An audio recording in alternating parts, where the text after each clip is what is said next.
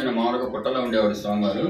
ప్రతిరోజు అడవికి ఆవులు రావడం, ఒక అడవిలో వచ్చినటువంటి ఆవులు ఒక ఆవు వచ్చి స్వామివారి పుట్టలో ఉండే స్వామివారికి ఆహారంగా పాలిచ్చి వెళ్ళడం, తర్వాత ఇంటి పాలు సరిగ్గా ఇవ్వకపోవటం వల్ల అతనికి అనుమానం వచ్చి ఆవుల యజమాని ఒకరోజు అడవిలోకి వచ్చిన తర్వాత ఆవులన్నీ ఒక పక్క పోతుంటే ఇది ఒక పక్కకు వచ్చేస్తుంది అనమాట.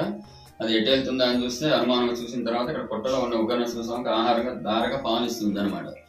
తర్వాత దాని దారిని అది పోయింది. అతను ఇంటికి పోయాడు. ఇంటికి పోయిన సాయంత్రం ఆవుని ఏం చేద్దామా ఏంది ఆలోచిస్తూ ఉంటే అప్పుడు ఆవుల యజమానికి స్వామివారి స్వప్నంలో కనపడి ఇట్లా నేను ఉగ్రనరసింహ స్వామి ఉన్నాడు, నాకు ఆహారంగా పాలిస్తుందని చెప్పడం.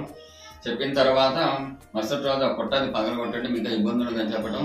తర్వాత ఊళ్ళో ఉన్న నలుగురిని తీసుకొచ్చి ఆ పుట్ట పగలగొట్టిన తర్వాత స్వామివారి ఆకారం బయటపడింది అనమాట. ఉగ్రనరసింహస్వామి హిరణ్యకశిపుడు జీవిస్తూ ఆకారం బయటపడింది. తర్వాత కింద కోనేరు చూశారు కదా, కోనేరు కూడా స్వయంగా వెలిసింది. 300 రోజులు నీళ్ళు వస్తుంటాయి అందులో.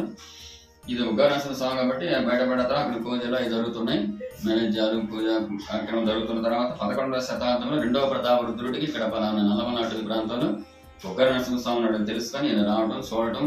చూసిన తర్వాత ఈయన ఉగ్రనరసింహ స్వామి కాబట్టి శాంతం కోసం లక్ష్మీ నరసింహస్వామి ప్రతిష్ఠ చేస్తే మంచిదం చేసి సించులక్ష్మి సమేత లక్ష్మీ నరసింహ ప్రతిష్ఠ చేసి 7,000 ఎకరాలు స్వామివారికి అగ్రహారంగా రాసి ఇచ్చాడు అనమాట. తర్వాత ఇది పూర్వం అడవి కాబట్టి పూర్వం ఏం చేశారు, మిడిపేటసండ గ్రామంలో స్వామివారి విగ్రహం గుడి కట్టి విగ్రహాన్ని ప్రతిష్ఠ చేసి తన ఉత్సవ విగ్రహాలైన అక్కడ పెట్టారు.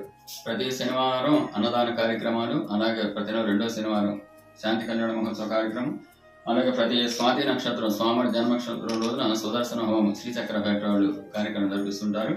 అలాగే వైశాఖ శుద్ధ చతుర్దశి స్వామివారి తిరణాల కళ్యాణం కార్యక్రమాలు అన్ని జరుగుతుంటాయి అనమాట. మేము చేయబెట్టి కూడా 700 సంవత్సరాలు అవుతుంది. పూజా కార్యక్రమం పాంచరాత్ర శాస్త్ర ప్రకారం జరుగుతుంటాయి. మేము అలాగే ప్రతిరోజు అయ్యగారికి తోడుగా అడవి కాబట్టి పూర్వం నుంచి కూడా మాకు తోడుగా బోయవాడు రావటం, వాడు మేము కలిసి వెళ్ళడం. అలాగే శ్రీచక్ర ఫ్యాక్టరీ పడ్డ తర్వాత 10 సంవత్సరాల నుంచి అన్నదాన కార్యక్రమం అన్ని పెట్టిన తర్వాత గుడి అభివృద్ధి చెందింది.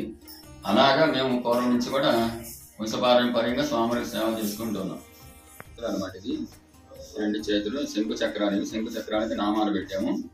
తర్వాత స్వామివారి చెవులు, కిరీటం, కళ్ళు, పెదాలు ఇవన్నమాట. తర్వాత ఇక్కడి నుంచి ఉన్న చేతులు 2 చేతులు చూడండి, ఇటొకటి. ఇవి హిరణ్యకశిపుడి పాదాలు, పొట్ట, తలకాయ, ఇక స్వామివారి మోకాళ్ళు, స్వామివారి పాదాలు. ఈ చేతులతోటి హిరణ్యకశిపుడిని చీలుస్తున్నారు అనమాట. ఈయన స్వయంగా ఉగ్రనరసింహస్వామి ప్రతిష్ఠ చేసినటువంటి సంచులక్ష్మి సమేత నరసింహస్వామి గారు.